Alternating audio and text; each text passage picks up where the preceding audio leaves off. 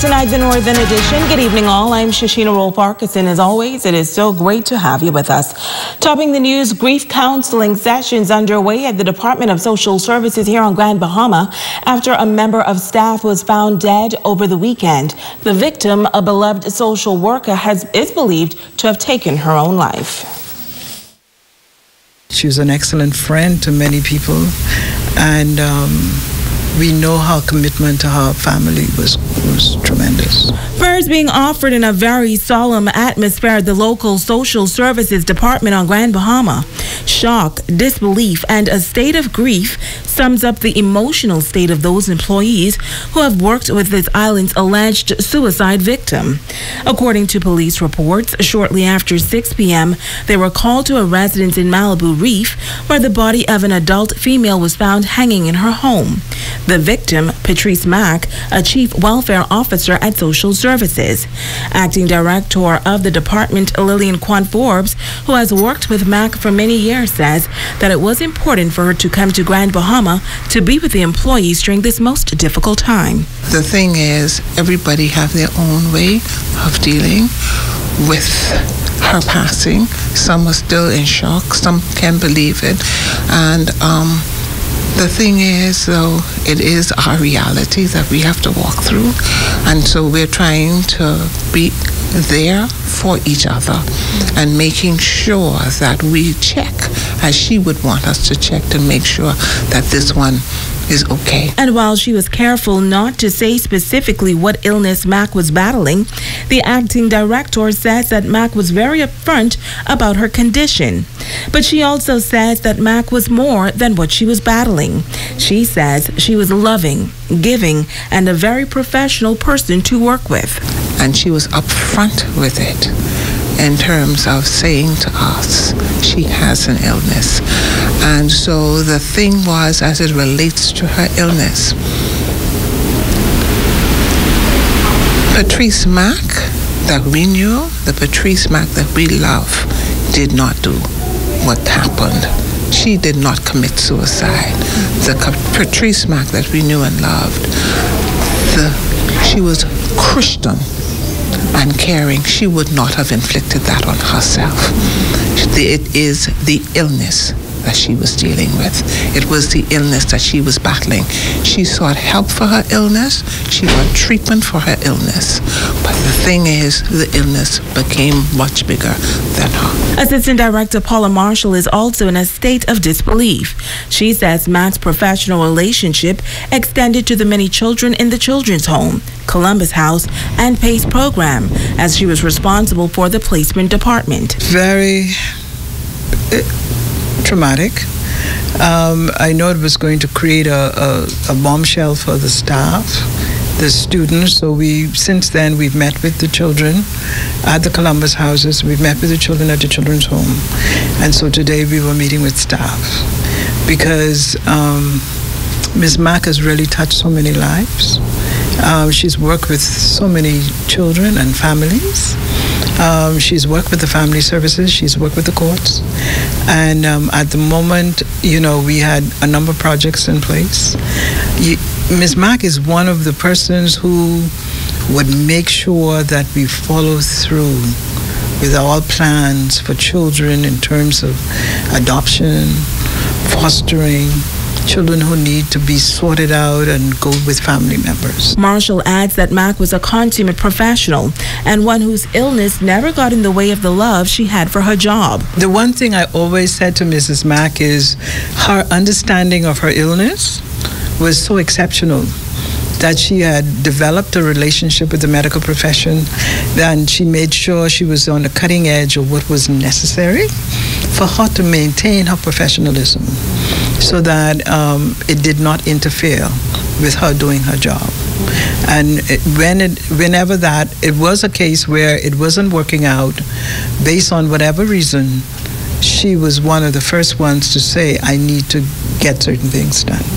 She adds that Patrice Mack was also looking forward to retiring in 2 to 3 years, but that just was not meant to be. They say she will be greatly missed, adding that filling her shoes will not be easy. Now, while the Department of Social Services closed its doors to deal with the grief of losing a co-worker this Monday, consultant to Social Services Dr. Gregory Swan was invited to counsel employees on the death of Patrice Mack. I think some of the signs and symptoms would be change in behavior, change in physical or emotional appearance. Any significant change that sustains itself over a period of time, namely 3 months or greater, that there is something else going on. Are some signs that you can look for if someone around you may be battling mental illness or depression?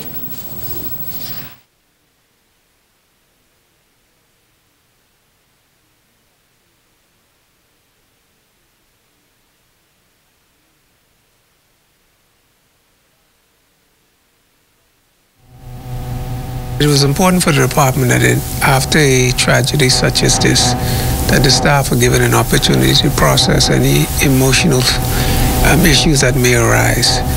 So we spent this morning doing small group sessions, giving the staff an opportunity to express themselves and to have an environment a controlled environment that would allow them to grieve and heal and start the healing process. In other news, 8 persons nursing injuries following a 4-car collision in West Grand Bahama over the weekend. The accident taking place shortly before 8 o'clock Saturday evening just west of Bahama Rock on the Warren J. Laverty Highway. The mishap slowing traffic on that busy thoroughfare to a crawl. One of the vehicles involved was the Shiloh Seventh-day Adventist church bus that was loaded with passengers. The driver of the bus and 7 passengers sustained injuries. We spoke with Superintendent Jeremy Henfield at the scene. Church bus with a number of passengers that were heading into Freeport.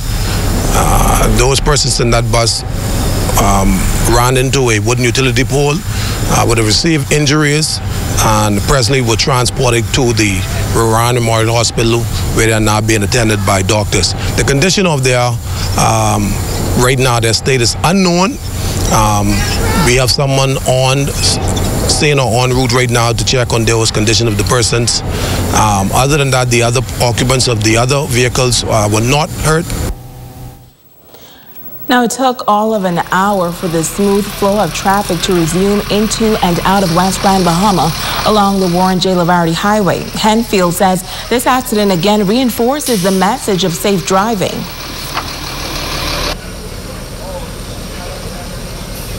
Yeah.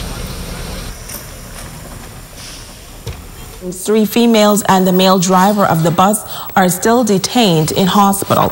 Now, the driver is expected to be airlifted for further medical attention.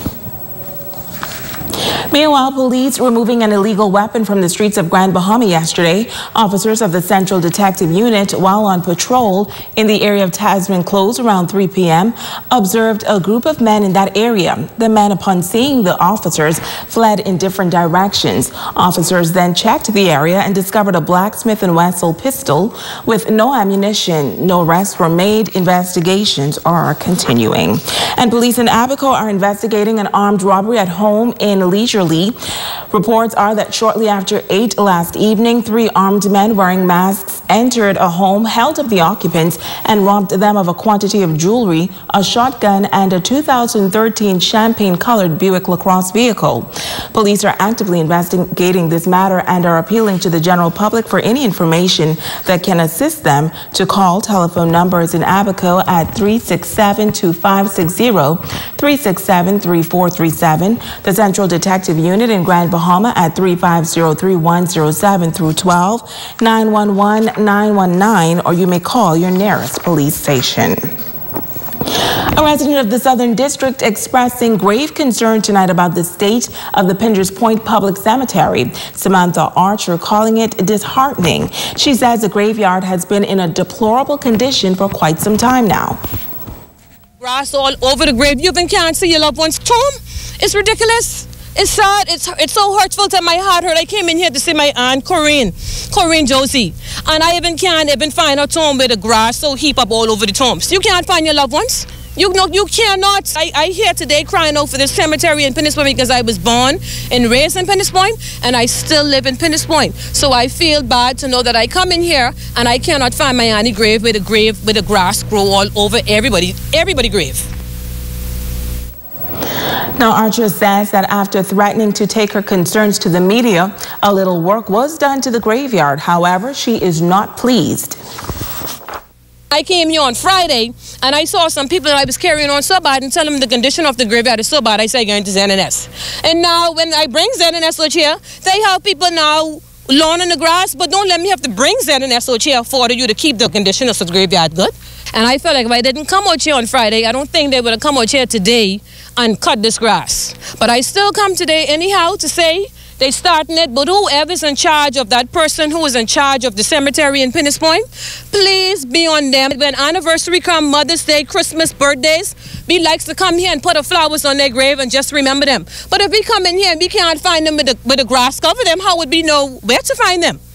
You know, you got to do better than this. Now, we understand that local government is responsible for the maintenance of the Pinders Point Public Cemetery. We spoke with the chairman of the Pinders Point Township, Jackie Russell, who told us that they are aware of the concerns about the upkeep of the cemetery. However, she added that due to a reduction in funding, it is somewhat difficult to maintain the graveyard. But she said work has already begun to clean up the cemetery, and they will do all that they can to address this issue. You're watching the Bahamas Tonight, the Northern Edition. Stay with us. There's more news right after this.